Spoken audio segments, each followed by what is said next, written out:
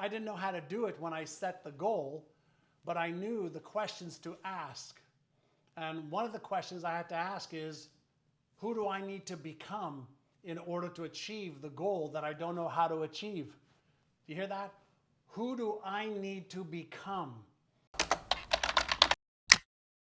So business success, what do you think the first thing you need to do to have a successful business over the next year, 3 years, 5 years is? What do you think is the first thing you need to do? A lot of people think they need to get incorporated. A lot of people think that they need to have, strategies and tactics. But what do you think the first thing is that you really need to do if you want to have a successful business in the future? A vision, right? Do you have a clear, written out vision of what your business looks like when it's operating like a Swiss watch, right? Do you have a vision?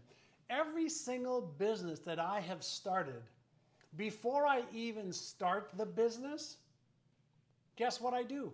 I create a clear vision. So if I gave it to you, you'd be able to read it to know exactly what it is that I want to achieve.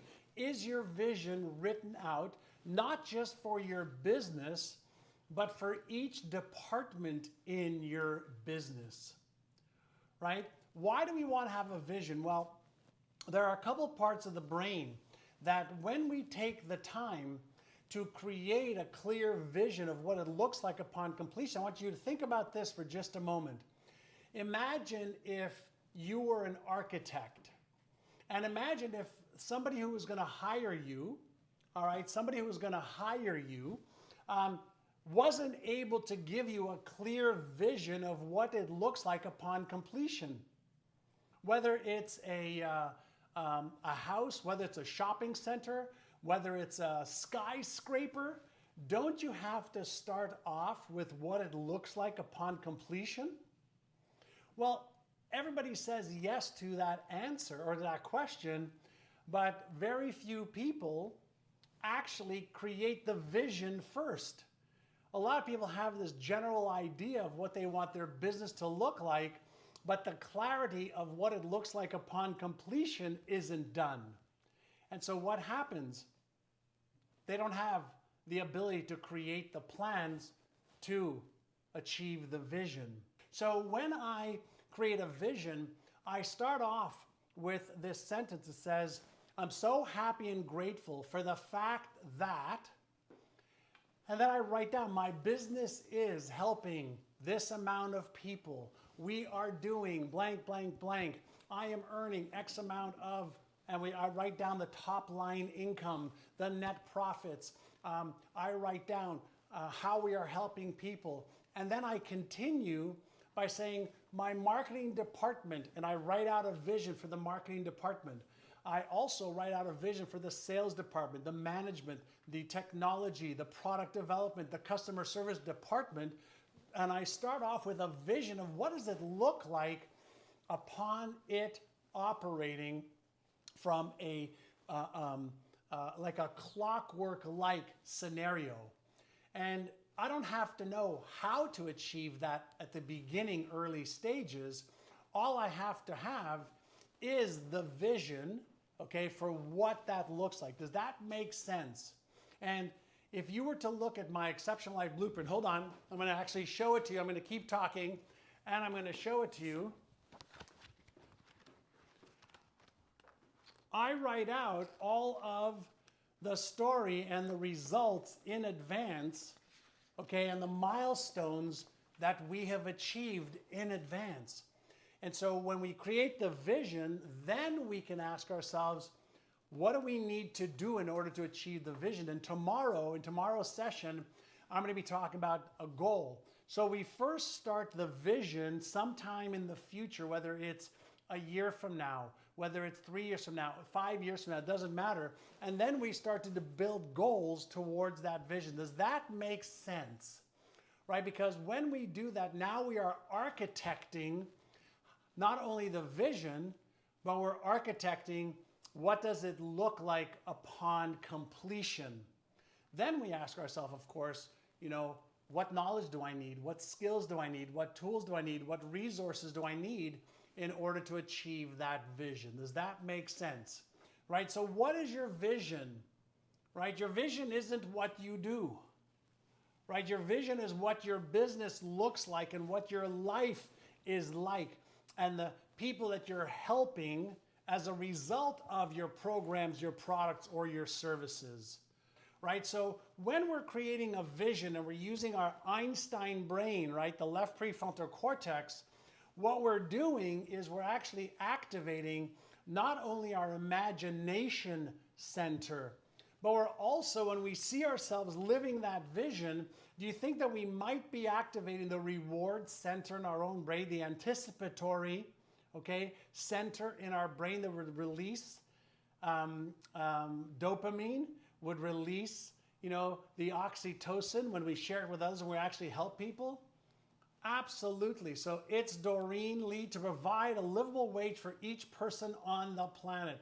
That's a big vision, right?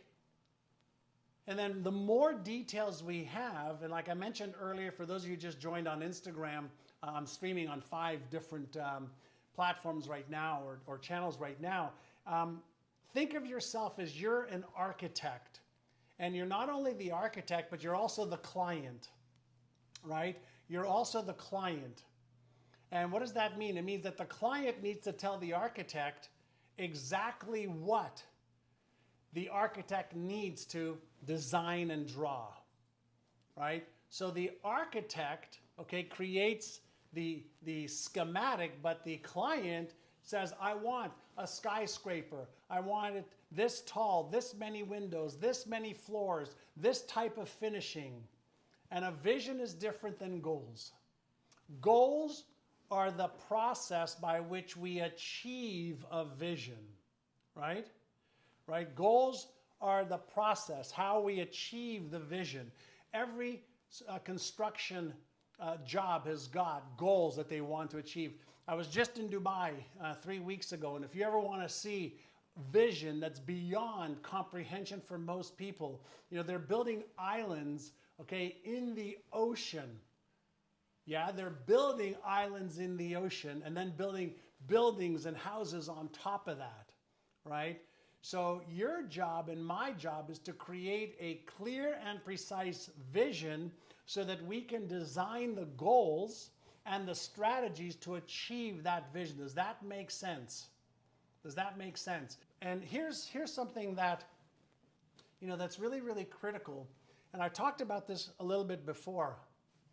Most people don't create a vision, a big, hairy, audacious vision, because they lack the knowledge and skills currently to achieve that vision.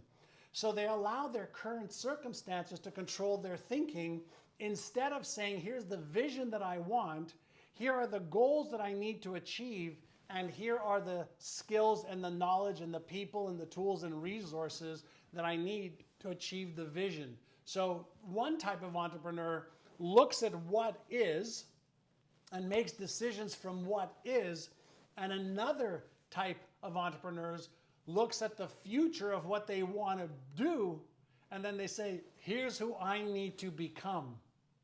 Which type of entrepreneur are you? Are you the type of entrepreneur that says, here are my, here's my current knowledge base, here's my current money, here's my current resources, here's my current history, and I'm going to create my vision based on what I think, based on the past, or I'm going to create my vision based on me growing and becoming the entrepreneur that I want to become, that I can become. Which one are you?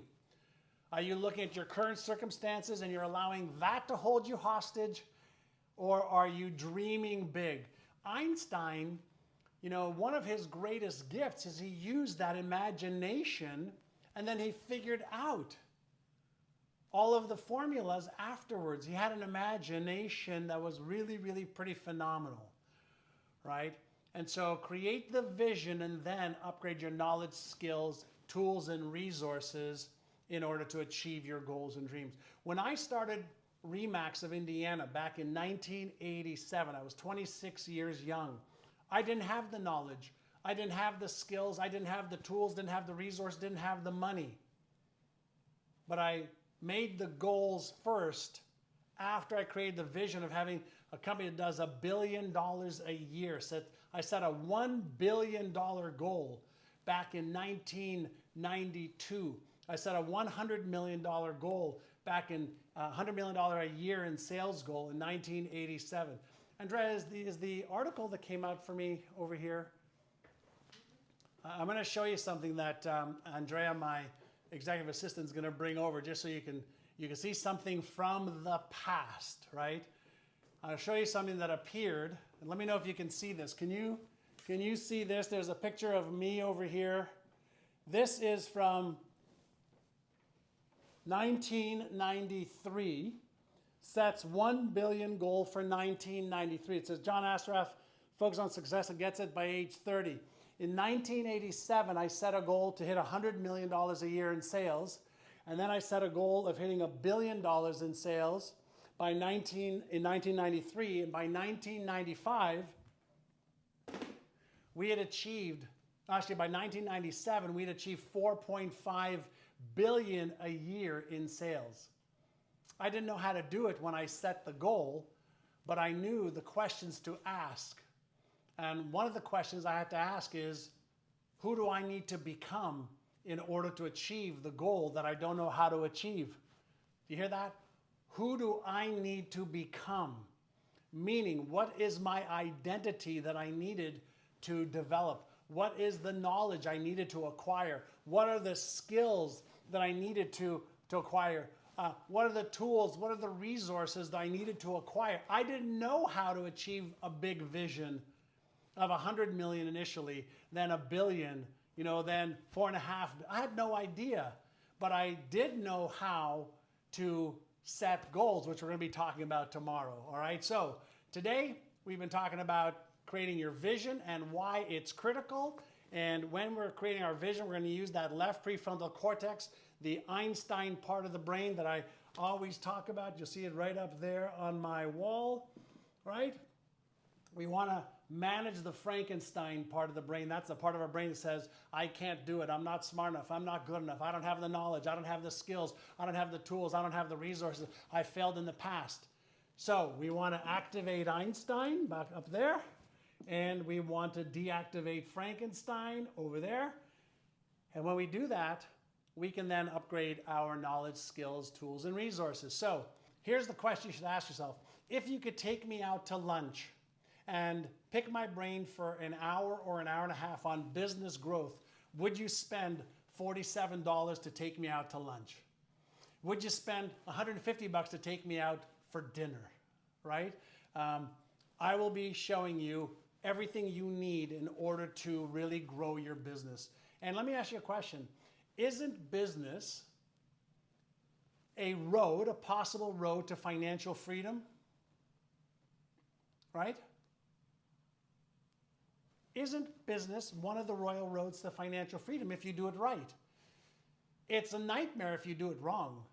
85% of businesses fail, not because they don't have a good product or service, it's because they have a terrible process, right? It's a terrible process, not a terrible product or service that you have. So thanks for joining me today. Have an awesome, awesome day. I hope many of you have seen some of the videos and pictures that my wife and I have been putting up on our social media channels. We just got back from a wonderful 3-week vacation, and I look forward to being back. Have an awesome day today or an awesome evening, depending on where you are in the world. And we'll see many of you back here tomorrow, same time, 9 o'clock Pacific, 12 o'clock New York. All right? Thank you for sharing, everyone. Appreciate you. Hey, this is John, and if you liked that video, watch the next video because it is packed with things that you can do right now to achieve success way faster than ever before.